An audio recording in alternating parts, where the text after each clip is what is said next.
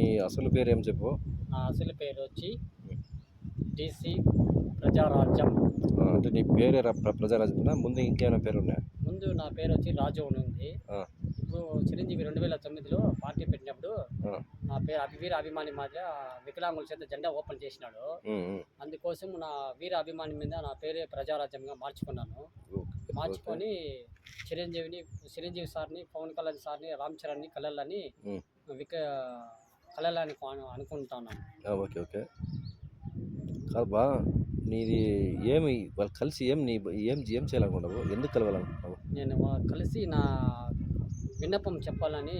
ఏమి నీ విన్నపం? నీకేమైనా బాధలున్నాయా? సమస్యలున్నాయా? సమస్యలు ఉన్నాయి కాబట్టి నా సమస్యలు చెప్పుకొని ఆ! వాళ్ళతో కలిసి ఉండాలని బాధపడుతున్నాను. కాదు వాళ్ళు కలిస్తే నీ సమస్యలు తీరుతాయా అనేది లెక్క. నా సమస్యలు తీరుతాయని 100% తీరుతాయని నేను అనుకోను. ఆ! లాస్ట్ టైం పోయింటివా ఆఫీస్‌కి? జనసేన ఆఫీసా? నెక్స్ట్ టైం జనసేన ఆఫీస్ దాకా పోయింటి. మొన్నసారి పోయింటివా? మొన్న సంవత్సరంలో పోయింటి. కానీ వాళ్ళు ఆఫీస్లో సార్ ఆడ బెంగళూరుకి వెళ్ళిపోయినాడని చెప్పినారు. మళ్ళీ రిటర్న్ వచ్చేసినాము.